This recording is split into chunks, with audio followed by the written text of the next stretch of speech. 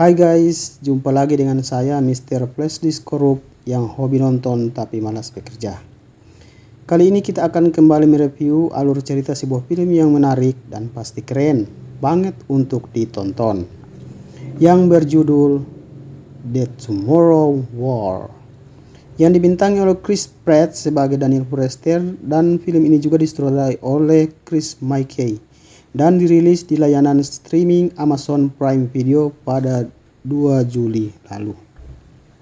Film diawali dengan Amerika di tahun 1922 di malam Natal, di mana Daniel Forrester, seorang mantan tentara yang bekerja sebagai guru di bidang sains, sedang merayakan Natal bersama kenalan-kenalannya, melihat di televisi sekelompok pasukan muncul di lapangan bola kaki di saat sedang diadakan pertandingan sehingga menghebohkan seluruh negara.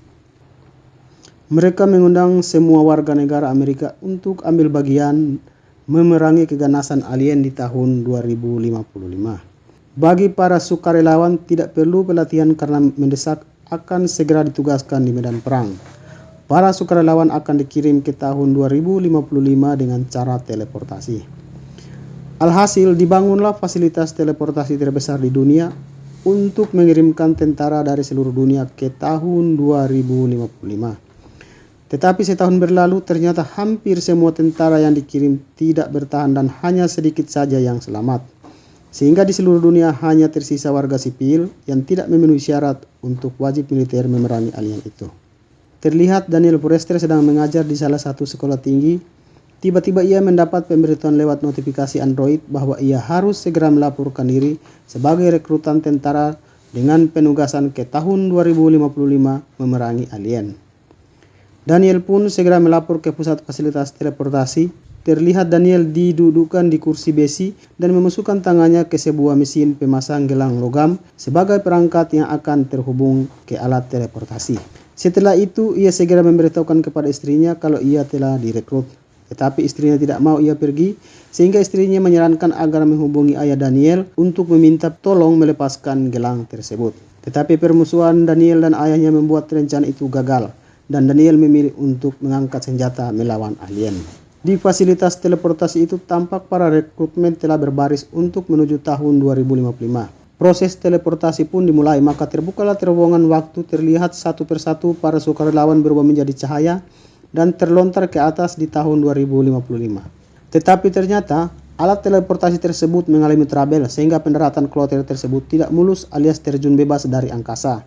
Kebanyakan jatuh di bangunan atau di jalan sehingga tewas. Daniel sangat beruntung karena ia jatuh di kolam berenang di sebuah atap bangunan. Daniel pun segera keluar dari kolam dan mengumpulkan anggota sukarelawan yang tersisa. Tampak keadaan di tahun itu tidak ada lagi manusia di mana-mana. Korban tentara yang tewas dan tidak ada satu kota pun yang masih dalam keadaan baik.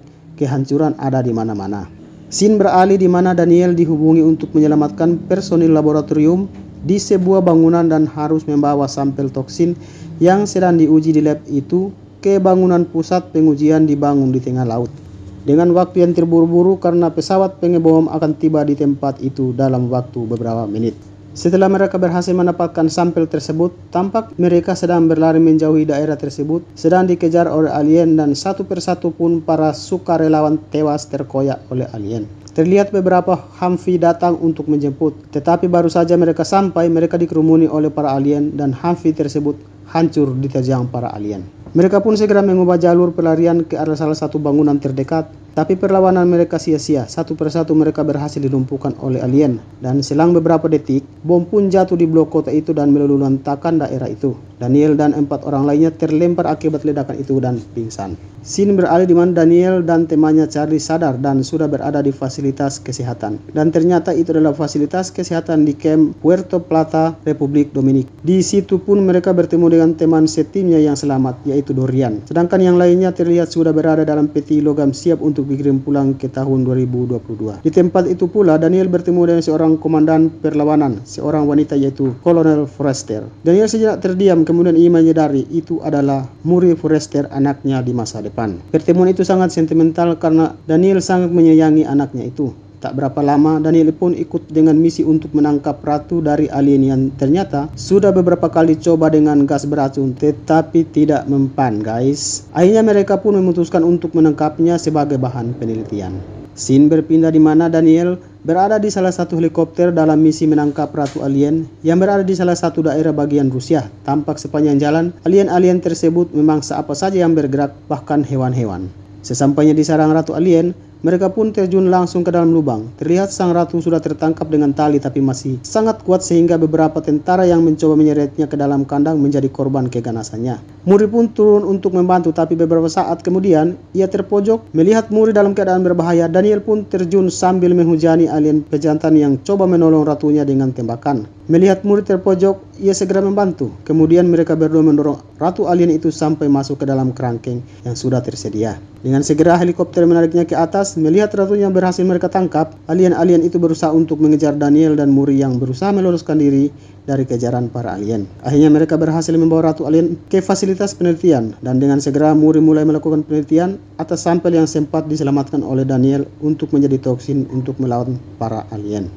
Setelah melewati puluhan kali percobaan, akhirnya mereka menemukan bahwa sampel R7 dapat membunuh alien tersebut. Tetapi terlambat, jutaan alien berusaha menerobos perimeter fasilitas itu. Tujuan mereka untuk menyelamatkan ratunya. Mendapatkan serangan seperti itu, fasilitas itu tak dapat bertahan. Akhirnya Muri dan Daniel terpojok dan Muri terluka karena tembakan alien. Muri berpesan agar Daniel segera membawa sampel R7 ke tahun 2022 untuk diproduksi secara massal. Tampak ratu alien akhirnya menemukan mereka berdua dan kapal pesiar yang sudah berada dalam kuasa para alien menabrak bagian bawah fasilitas teleportasi hingga akhirnya fasilitas itu runtuh. Bersamaan fasilitas itu runtuh, tempat mereka pun mulai miring dan Muri tampak mulai merosot. Tetapi Daniel berhasil meraihnya. Namun ratu alien yang masih bergelantungan berhasil mencapai Muri dan mereka jatuh bersama-sama. Daniel tidak tega melihat anaknya mati. Ia pun melompat mencoba untuk meraih Muri. Tetapi waktunya di tahun 2055 habis dan secara otomatis ia tersedot ke tahun 2022 oleh mesin teleportasi. Daniel sadar ia sudah berada di sebuah lapangan fasilitas militer sambil tetap menggenggam sampel R7. Ia sadar bahwa pemerintah waktu itu tidak akan percaya dengan apa yang ia katakan. Suatu pagi Daniel berdiri di sebuah bar di mana Dorian duduk dengan kecewa karena waktu hidupnya sudah singkat. Daniel menawarkan bagaimana kalau mereka bergabung kembali sebagai satu tim untuk menghancurkan alien tersebut sebelum mereka bangkit. Dorian pun setuju demi persahabatan mereka dan demi Muri. Scene berpindah di mana mereka mencoba mengetahui bahan apa yang ada dalam sampel R7. Setelah berada di bawah mikroskop, ternyata itu adalah abu vulkanik. Daniel ingat kalau di kelasnya ada Murti yang ahli vulkanik. Mereka pun segera bertanya kepadanya. Mereka mencoba meminta kerjasama dengan pemerintah untuk dapat masuk ke Rusia. Tetapi memang benar, pemerintah tidak percaya pada Daniel. Akhirnya Daniel sadar bahwa hanya ayahnya yang dapat membantunya. Scene berpindah di mana 8 orang tim Daniel berkendara melaju di atas salju dengan snowmobile untuk mencari posisi pesawat alien yang menjadi sumber kekacauan di masa depan.